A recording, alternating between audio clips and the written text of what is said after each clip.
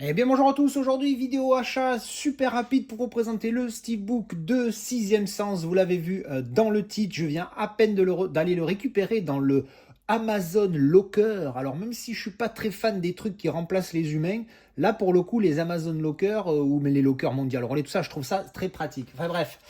Alors, le petit Steelbook de Sixième Sens, je sais qu'il fait débat, Alors, je suis pas le premier, certainement. J'avoue que j'ai pas regardé, mais à mon avis, je suis pas le premier, parce que j'ai vu qu'il y en a plein qui l'ont reçu dans les derniers jours.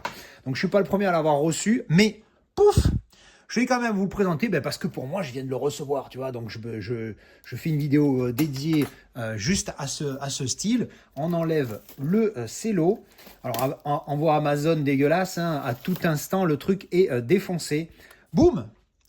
Alors, moi, je l'aime bien. Sinon, j'aurais pas pris, hein, bien évidemment.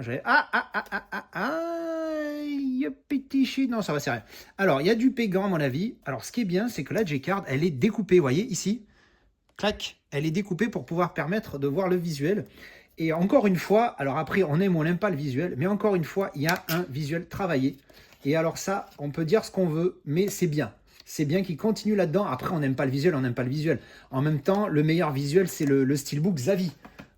Pour le coup, je préfère le Zavi presque, je dirais presque, et de très loin. Mais s'ils font à chaque fois les mêmes visuels, on va dire, mais pourquoi ils font tout le temps les mêmes visuels? Là, ils font un visuel différent. Ah, mais le visuel, il n'est pas beau, il est mieux le visuel d'avant. Bref, il y a toujours de quoi chouiner. Je dis ça pas que pour vous, hein. Moi aussi, des fois, je chouine un petit peu pour rien. Alors, on va enlever ce J-Card, clac, et on va poser le style là. Et on va d'abord... Donc le J-Card, encore une fois, on la découpe pour voir la partie du visuel que je trouve franchement sympathique pour le coup. Et boum, derrière, alors les infos, comme d'habitude. Alors, encore une fois, là, je filme en 4K, 30 fps. Je mets pas 60 parce que ça sert à rien, je bouge quasiment pas, hein, je suis pas en mouvement. Donc voilà, vous pouvez mettre pause et voir les infos. Donc c'est l'édition Fnac, hein, donc il va y avoir les sous-titres français bien évidemment et la VF. Ah, même si bon, qui regarde en VF? Alors, Sixième Sens. Putain, le mat déchire. Alors certes, c'est très sobre, c'est noir. Moi, j'aime bien cette idée de porte, de poignée de porte. En plus, regarde, tu as type 4, hein, bien évidemment. La partie, toute la poignée, là, le rectangle, est embossé. Tu as les petits arrondis de la poignée ici. L'endroit où il y a les vis, c'est débossé, débossé. Et le titre est aussi débossé, comme vous pouvez le voir à la ring light. Hein. Enfin, franchement, moi, je trouve que ça claquouille pas mal. Hein. Attendez, je vous mets le grand angle. Vous voyez de près un petit peu comment ça fait. Plus près, bientôt, je rentre dans le téléphone. Hein. C'est un truc de fou. Alors, oui, moi, je trouve ça bien. C'est un visuel différent. Oui, il n'est pas exceptionnel, mais moi, il me plaît bien. Je trouve sympa. Évidemment, si je trouve le Zavi, je prendrai le Zavi. Mais celui-là est pas mal. Le verso, par contre, il est bien. Hein, c'est sympathique, mais c'est pas fou, quoi. Hein, ils ne se sont pas cassés la tête tout mat. Alors, par contre, ce mat-là est vraiment superbe. C'est pas un mat, comment je dirais, comme on peut voir par exemple le GoldenEye, je spoil un peu une vidéo achat qui va sortir bientôt, le GoldenEye qui est brossé, j'ai envie de dire, hein, alors que celui-ci n'est pas brossé, c'est un mat, mais c'est mat plat. Alors je sais pas s'il y a un terme pour ça, si vous le savez, je veux bien que vous me le disiez en commentaire. Donc je le trouve vraiment sympathique et le verso est identique. Il n'est pas abîmé, c'est un miracle, hein, vu l'emballage Amazon de merde. Donc voilà, donc on va ouvrir. À l'intérieur, on a bien évidemment le disque 4K, on a le disque Blu-ray, alors disque VF, hein, il y a marqué Sixième Sens dessus, artwork interne, voilà, donc bon visuel classique du film, et on voit bien le travail de relief sur la partie gauche. Un steelbook sympathique qui, ma foi, pour le moment, moi, fera le job jusqu'à ce que je revoie le film, parce qu'après, on peut être déçu. J'ai revu Signe il n'y a pas longtemps, j'ai reçu le steelbook, hein, la vidéo est déjà publiée, et j'ai revendu le film direct parce que j'ai pas du tout aimé la fin du film.